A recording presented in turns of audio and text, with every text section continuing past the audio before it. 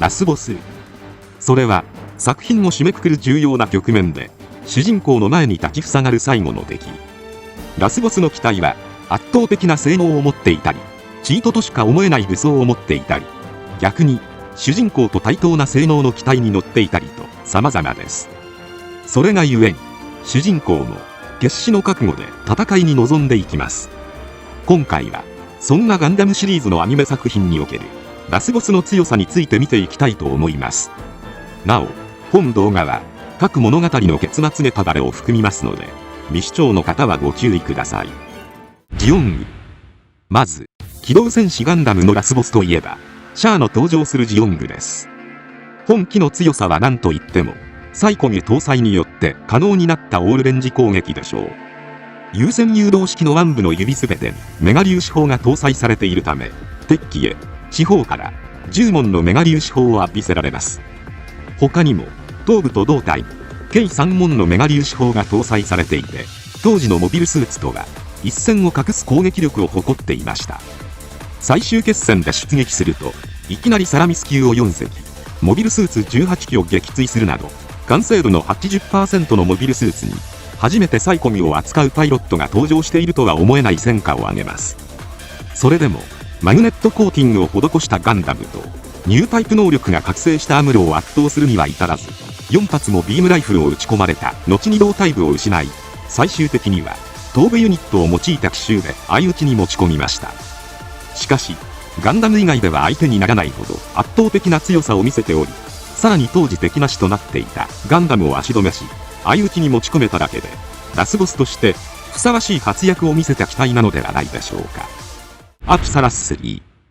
第 08MS 正体のラスボスとして登場した機体です。本機はリックドム3機分のジェネレーターからもたらされる圧倒的な火力を持ちます。機体中央部にある大出力のメガ粒子砲は山を貫通し、大穴を開けるほどの威力を持っています。さらにビームはなぎ払うように発射することも可能で、作中では連邦軍のモビルスーツ部隊を一瞬のうちに壊滅状態へと追い込んでいました。このようにモビルスーツでは相手にならないような火力と異形の形も相まって、まさしくラスボスといった雰囲気を漂わせています。しかし本機は弱点となる膠着足やミノフスキークラフトが大きく狙いやすい上に、アイフィールドのような防御兵装を積んでいません。これらの要素があだとなり、密かに展開されていたジムスナイパーの攻撃によって膠着足とミノフスキークラフトが破壊されて航行不能に陥り、最終的には素人アイナのカル EG8 の特攻によってコックピットを潰されて大破しました。アレックス。機動戦士ガンダム0080ポケットの中の戦争の主役はアルフレッド・イズル派なので、厳密にはラスボスは存在しませんが、アルとバーニーの視点から考えるとガンダム NT1 アレックスが該当します。ニュータイプとして覚醒したアムロの専用機として開発された機体で、 RX78 の2ガンダムの 1.3 倍の出力を誇り、スラスターの増設や大型化が行われていました。さらに時代を先取りした全天周囲モニター、ギニアシートなど、性能面ではグリプス戦役時のモビルスーツにも匹敵する大パーツ的なモビルスーツです。もしアレックスがアムロに届けられていたら、ジオングはあっという間に撃墜されていたのではとも言われる性能を誇ります。しかしニュータイプ専用にカスタムされた本機はニュータイプ以外が扱うには操作性が過敏すぎるため、登場者であったクリスは本機の性能を発揮しきることはできませんでした。またザク2カイトの最終決戦ではバーニーの仕掛けたトラップに翻弄され、右腕部を失うなど徐々に追い詰められていきます。最終的にはザク2カイのコックピットをミンチにすることに成功するも、頭部とスラスターを破壊されたいが、結局本機は本来の使い手であるアムロの手に渡ることはありませんでした。ポテンシャルで言えば主人公側を圧倒していたものの、パイロットの技量が及ばず撃破されました。ノイエジール。機動戦士ガンダム0083スターダストメモリーのラスボスです。本機を操るガトーの卓越したパイロット能力も相まって圧倒的な強さを誇ります。機体各部にはメガ粒子砲6門、変更メガ粒子砲が9門装備されている上に、機体腹部には戦艦を一撃で破壊するメガカノン砲まで装備されています。さらにアイフィールドジェネレーターを計4機搭載していて、機体の全周囲に戦艦の主砲を弾くバリアを展開できます。火力、防御力ともに同世代の機体をはるかに凌駕していますが、それだけ火器の扱いも複雑になるため、パイロット1人で機体を操るのは非常に困難です。しかし搭乗者であるガトーはいきなりモビルスーツからモビルアーマーに乗り換えたにもかかわらず、有線クローアームなど扱いが難しい兵装も見事に使いこなし、連邦軍を翻弄しました。黄河カルデンドロビウムとの戦いでも有線式クローによってアイフィールドジェネレーターを破壊した後は終始優位に立ち、最終的には背部から組み付くことで撃破寸前まで持ち込みます。しかし連邦によるソーラシステム2の照射に巻き込まれ、勝負はうやむやになりました。その後は満身創痍のまま味方が撤退する活路を切り開くため、サラミスへ特攻し爆散しました。勝負はつかなかったものの、搭乗者であるガトーのまとうカリスマ性や主人公が勝てなかったという要素から、ラスボスとして視聴者に大きなインパクトを残したのではないでしょうか。ジオ、機動戦士ゼータガンダムのラスボスです。本機は高い機動力と搭乗者の能力が最大の強みとなっています。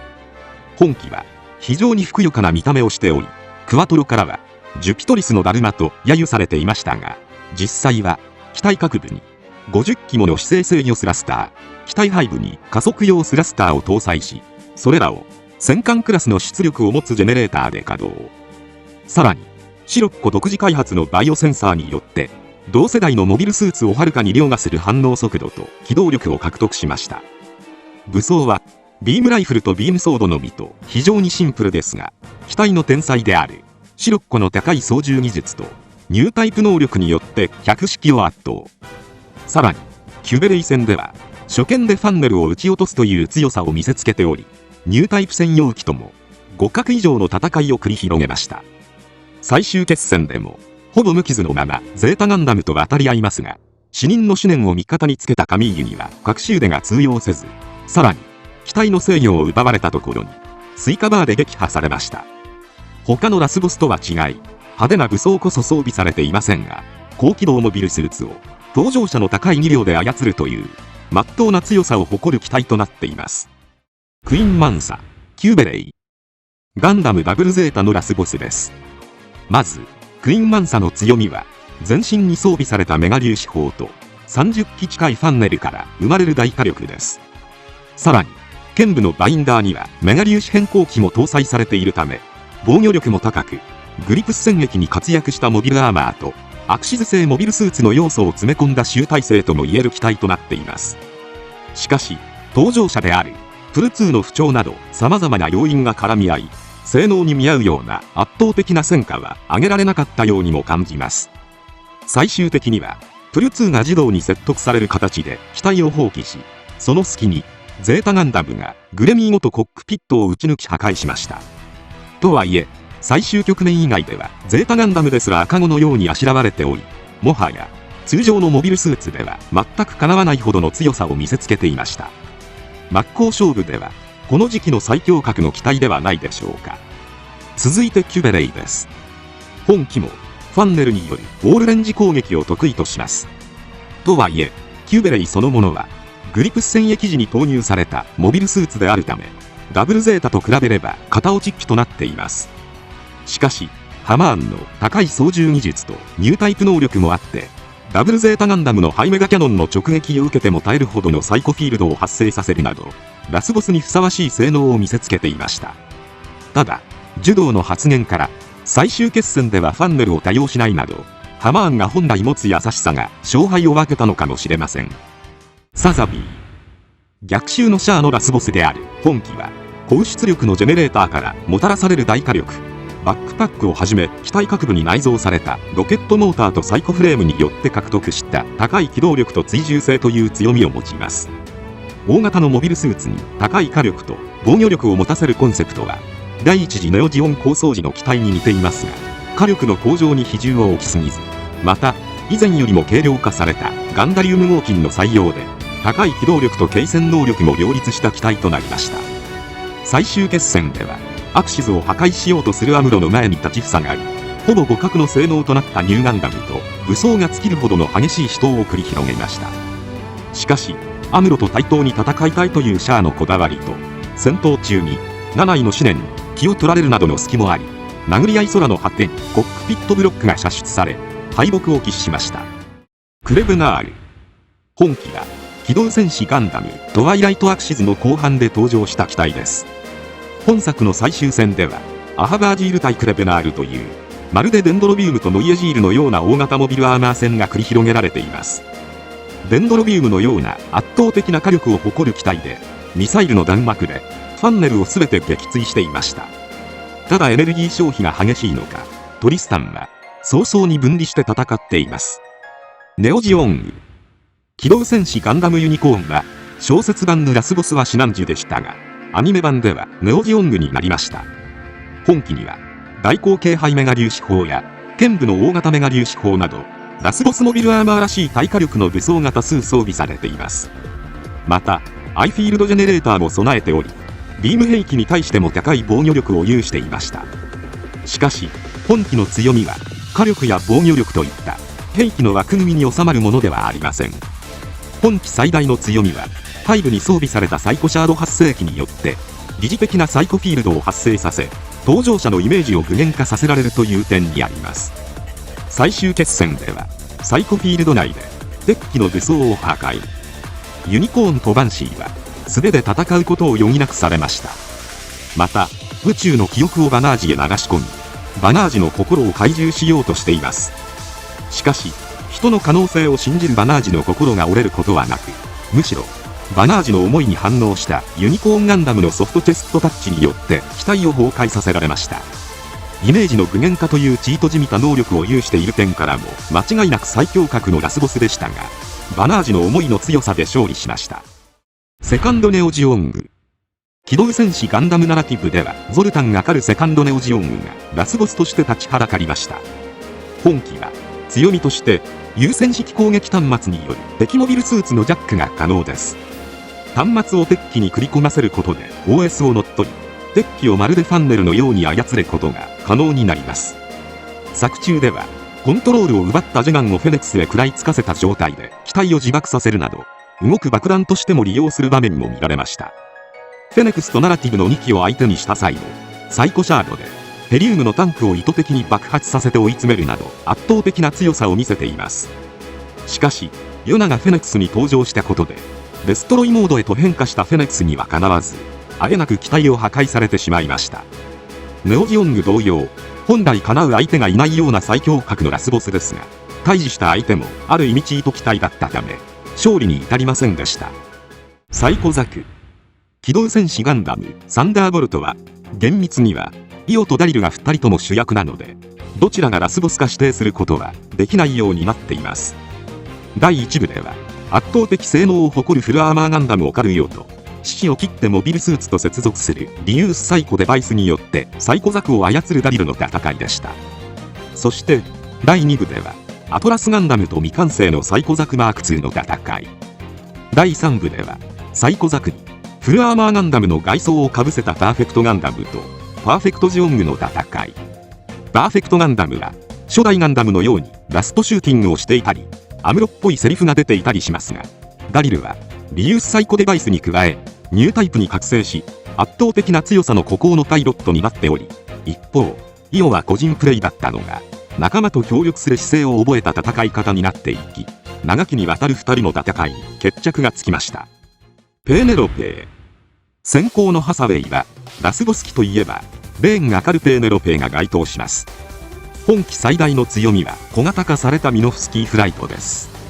かつてはホワイトベースなどの戦艦にしか搭載できなかったミノフスキークラフトを小型化して搭載し、大気圏内での長時間飛行能力を与えられています。その最高速はマッハ2以上とされており、普通のモビルスーツでは空中戦でまず勝ち目はありません。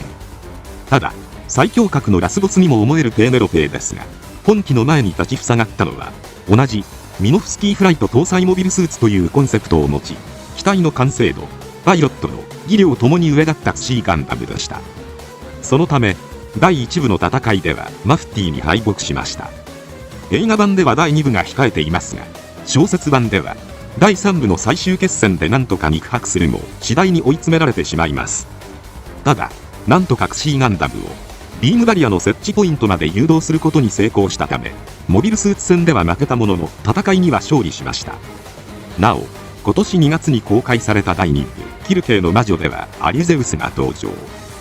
原作では2部でペーネロペーとの戦いがありませんでしたが、本作では修理中のペーネロペーに代わって登場しました。中身がアムロのニューガンダムを想起させるデザインの量産型ニューガンダムで、ハサウェイは動揺しますが、それでも圧倒的な戦いを見せていました。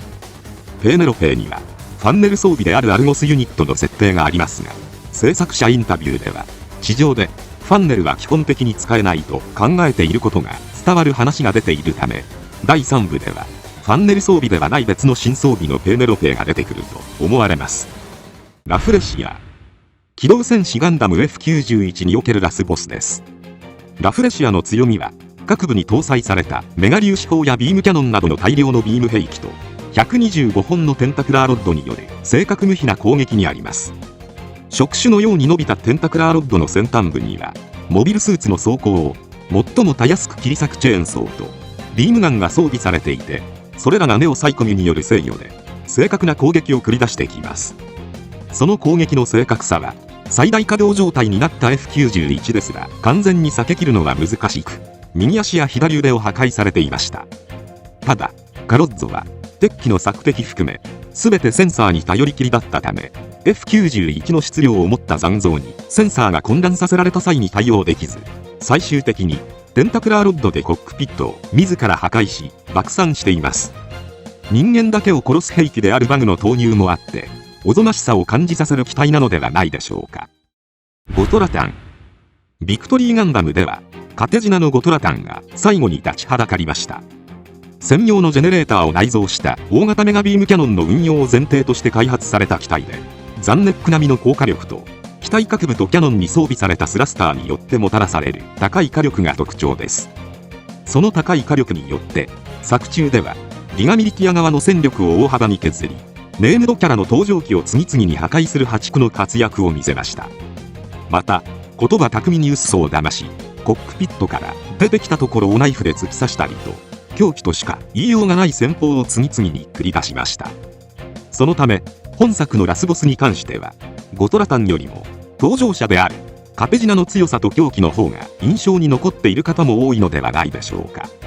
なおカペジナがブッソの横腹を突き刺すシーンの再現なのか、ゲームエクストリームバーサスシリーズではゴトラタンが敵機に組みついて横腹を突き刺す攻撃が再現されるなど、芸の細かい作りになっています。デビルガンダム、機動武闘伝 G ガンダムでは最後までデビルガンダムが立ちはだかりました。最大の強みは本機のコンセプトである自己再生、自己進化、自己増殖の三大理論を実現する DG 細胞です。自身が動くためのエネルギーを生み出すことはもちろん、分身体であるデスアーミーを生み出したり、自立型攻撃ユニットであるガンダムヘッドなども生み出せます。また有機物であろうと無機物であろうと取り込み自身の支配下に加えることが可能で、ガンダムやファイターを自らのしもべとすることができます。最終決戦ではネオジャパンコロニーと同化し、コロニーデビルガンダムへと変貌。ガンダムヘッドの触手を地球へと伸ばし、母なる大地すら取り込み自分のものにしようと動き出します。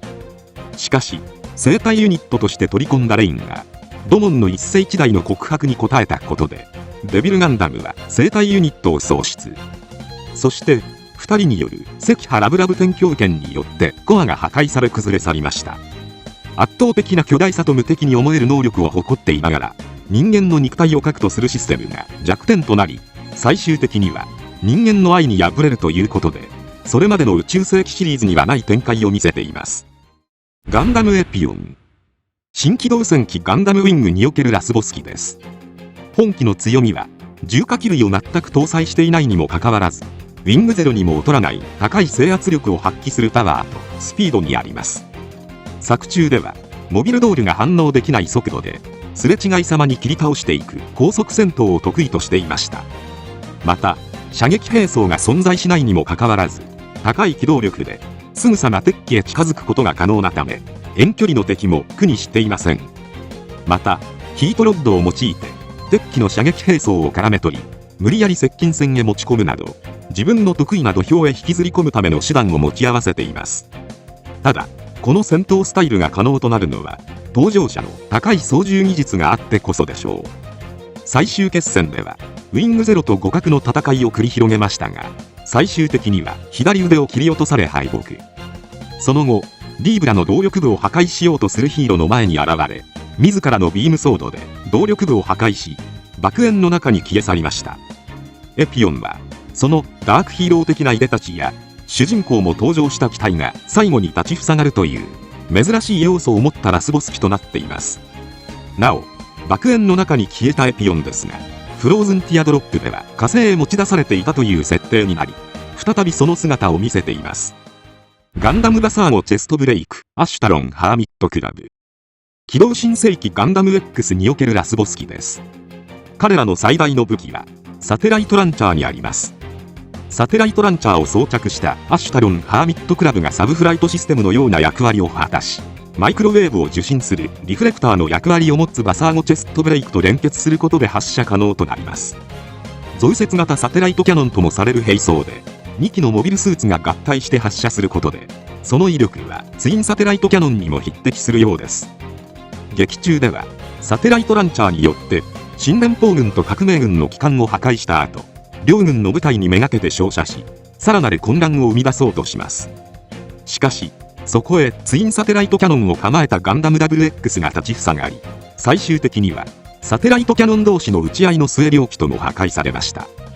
今まで主人公しか使えなかった危険な切り札をためらいもなく使ってくるラスボスという絶望感や、そこに主人公も同じ力を持って迎え撃つという展開の王道さから非常に人気のあるマッチアップとなっています。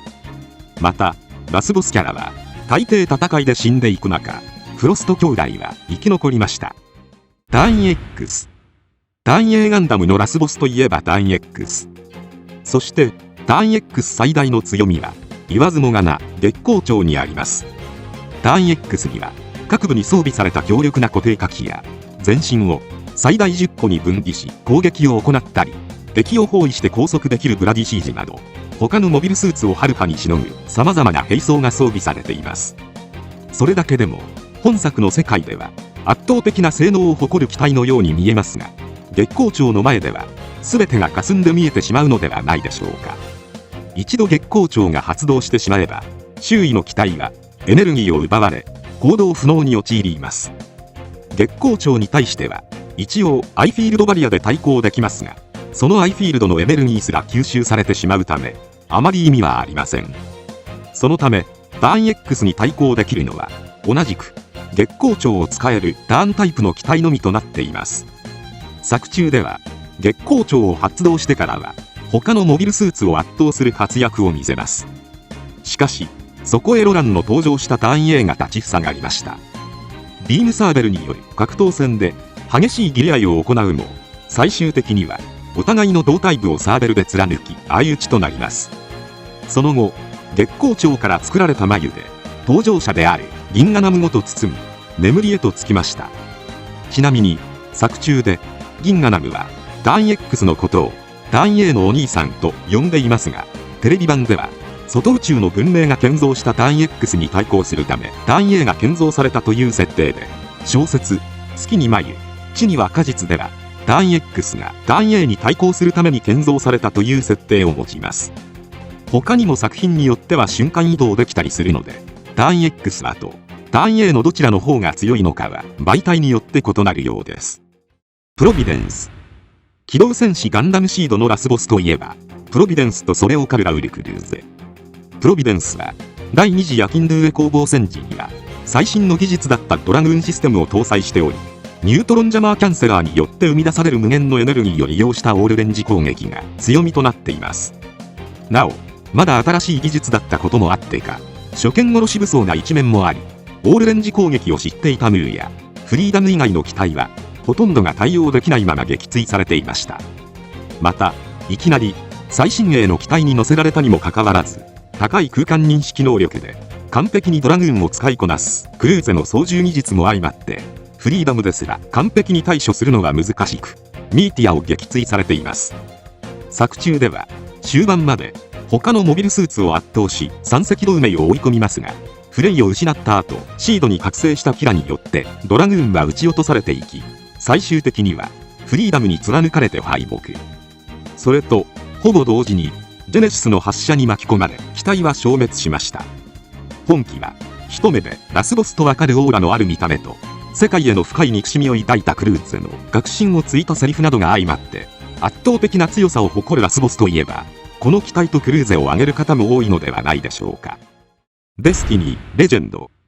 シードデスティニーにおけるラスボスは三赤同盟側から見ればデスティニーとレジェンドが該当します。ただそもそもシンは主役3人の1人なので、厳密にはラスボスというには疑問が残ります。デスティニーとレジェンドは2機ともハイパーデュートリオンエンジンを搭載しており、ストライクフリーダムとインフィニットジャスティスにも劣らない性能を誇っています。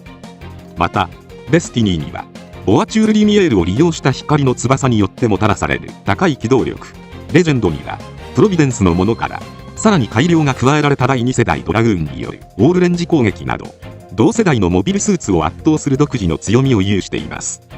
しかしアニメでは2機ともジャスティスとフリーダムに大きなダメージを与えられないまま、かなり一方的に撃墜されています。デスティニーに関しては漫画版でジャスティスを追い詰める活躍が描かれたり、シードフリーダムで本当の力が発揮されていたことから機体やパイロットが劣っているわけではなく、シンが迷いを抱えていたからこそ進化を発揮できなかったという解釈ができるでしょう。ただレジェンドに関してはメサイア攻防戦時には第2次やキンドゥエ戦ほどドラグーンの優位性がなかったことや、ベーガ、クルーゼほど世界への憎悪がないことも相まって不遇なラスボス機だった感は否めないように感じます。ブラックナイトスコードカルラ。シードフリーダムにおけるラスボスはオルフェとイングリッドのカル、ブラックナイトスコードカルラです。本機の強みはコズミックイラ75年時における最新技術を注ぎ込まれた高性能ぶりにあります。他のブラックナイトスコードと同じくビームを無効化するフェムテク装甲に独自の兵装としてプロビデンスを上回る合計64門のビーム砲に加えてビームブレイドを備えた8機のドラグーン、そしてメサイアの裏側からでも敵機を攻撃できる大型ドラグーンのジグラートなど多数の火器類を装備しています。これらの圧倒的物量とシバーとの連携でストライクフリーダム2式へ絶え間なく攻撃を浴びせ続け、ついにはバリアブルフェイズシフト装甲をシフトダウンさせるまで追い込みました。シードデスティニーでは無傷で帰還するほどの強さを誇ったストライクフリーダムが防戦一方のまま追い詰められていく様にはかなりの絶望感を味わった方も多いのではないでしょうか。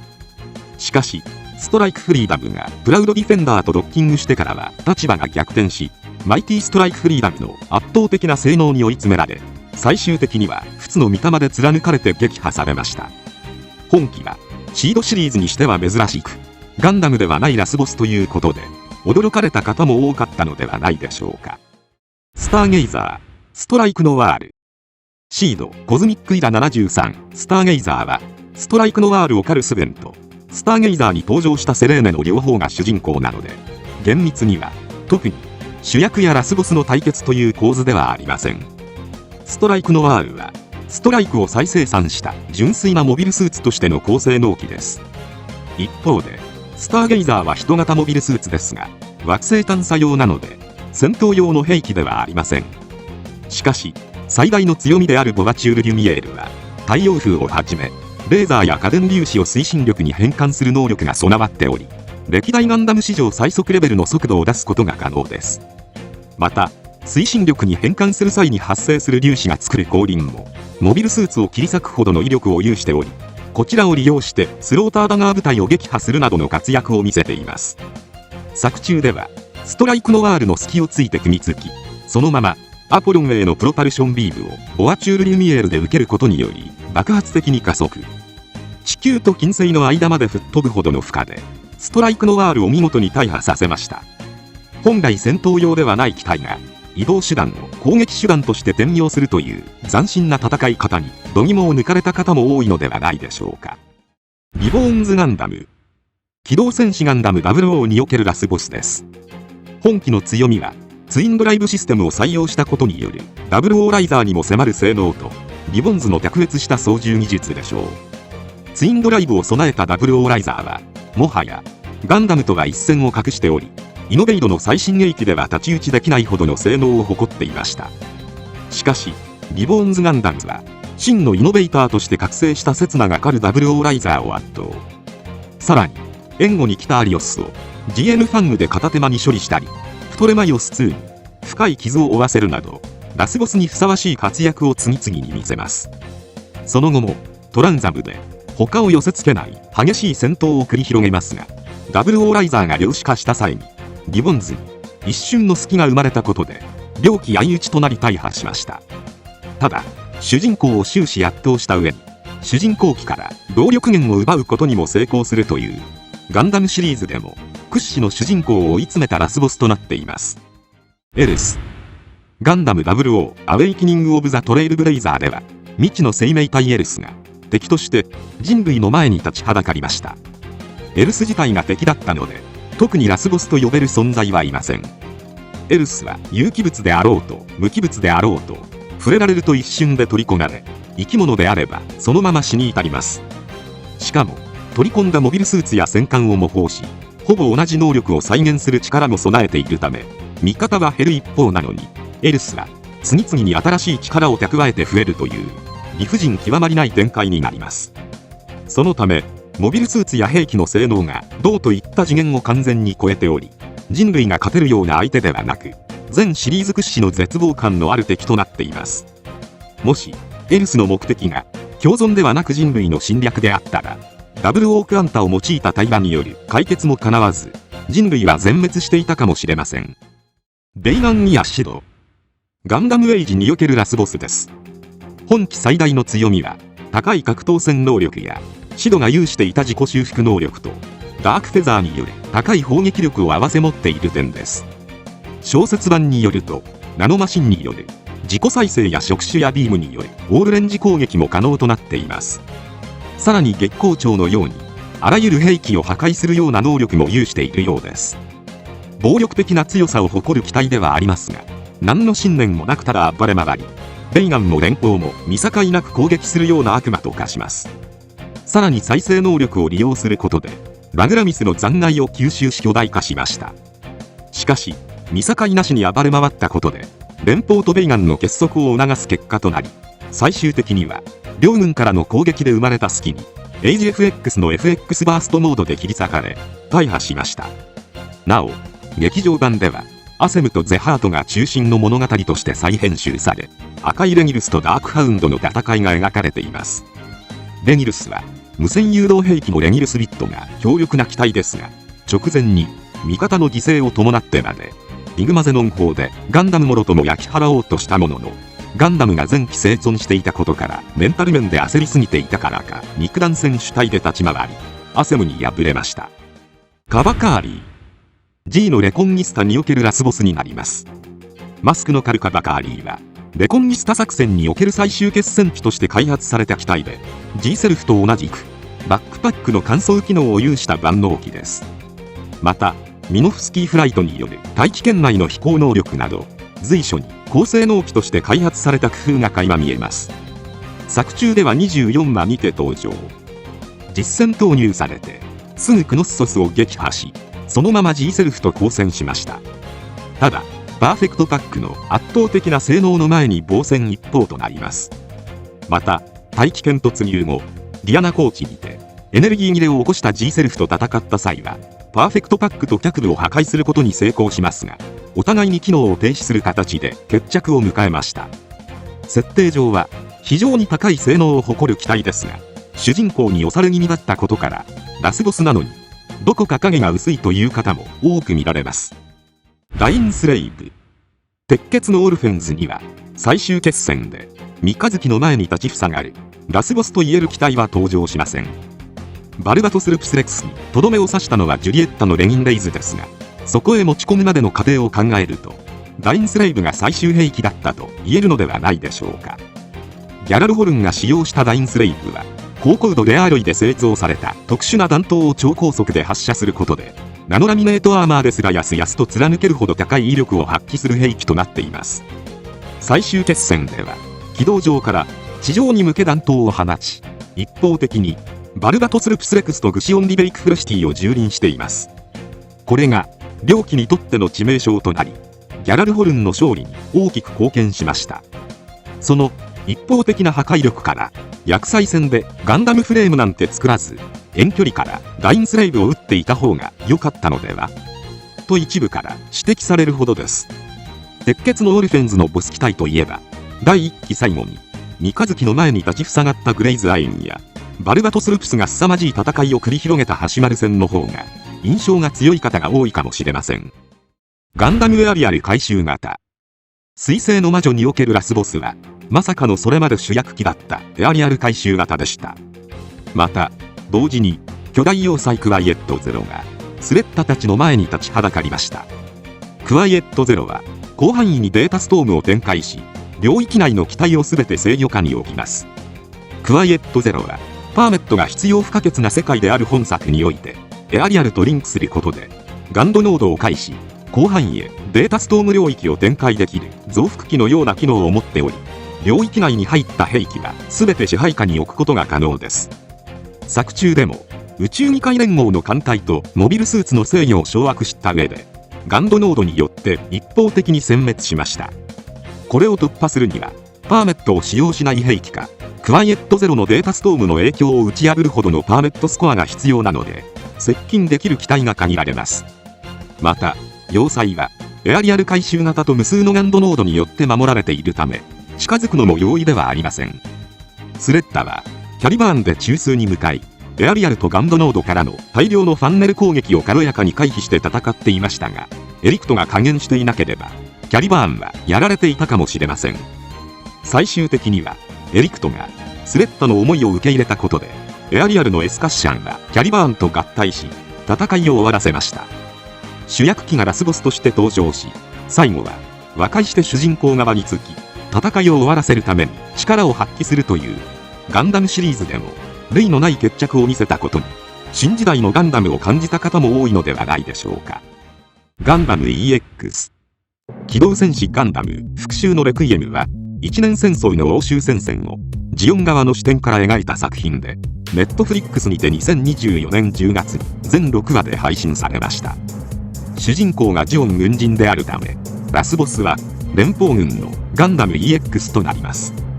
劇中では白い悪魔としてジオンの部隊を一方的に蹂躙する圧倒的な脅威として描かれており、機体性能の数字こそ多くは語られないものの、ジオン視点だからこそ際立つ手のつけられない強さが表現されていました。ただし本作は機体スペックの優劣よりも戦争の悲劇や敵味方の人間ドラマに重きを置いた作風で、最終的にも明快に撃破して勝利という形での決着ではなく、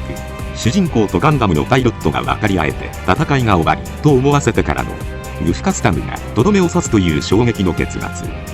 戦争の無情さが大いに伝わる作品なのではないでしょうか。ガンダム機動戦士ガンダムジークアクスにおけるラスボスは、向こうの世界からやってきた RX78 の2ガンダムでした。主人公はジークアクスを狩るマチュことアマテ譲り派で、そのマチュの前に最終決戦で立ちふさがるラスボスが修二伊藤の操る向こう側の世界からやってきた白いガンダムです。本来この世界には存在しないはずのオリジナルのガンダムで、武装そのものはトウルバルカンやビームサーベルなど初代ガンダムに準じたシンプルな構成ですが、最終決戦では機体が白一色の姿へと巨大化し、通常のモビルスーツをはるかに超える存在へと変貌。こうなるともはやスペック云々は意味をなさない世界です。最終的には巨大なビームサーベルで白い巨大ガンダムの首を一頭の元に跳ねて決着を迎えました。主役機が最後の敵を打ち倒すという王道の構図ではありますが、最後まで異世界ならではの驚き展開続きだったのではないでしょうか。ということで以上、ラスボスの強さ紹介でした。宇宙世紀においてはバイオセンサーやサイコフレームなどニュータイプの能力を利用して人知を超えた力を発揮することを目的とした機体から、技術革新が進んだ宇宙世紀100年以降はニュータイプ能力の増幅ではなく、新技術を盛り込んだ超高性能機など幅広い機体が多く登場します。一方でアナザーシリーズではエルスのような人間ですらない敵やガインスレイブのようにモビルスーツでもない存在が主人公の前に立ちふさがるケースも見られました。個人的にはガンダムはロボットの戦いが花だと思うので、ラスボスといえば暴力的な強さを持った機体に惹かれますが、皆様はどのラスボスが好きですか？ぜひコメント欄で教えてもらえたら嬉しいです。今回は以上となります。チャンネル登録されるかはお任せいたしますので、もしよければもう一本動画を見ていただけたらとても嬉しいです。最後までご視聴いただきありがとうございました。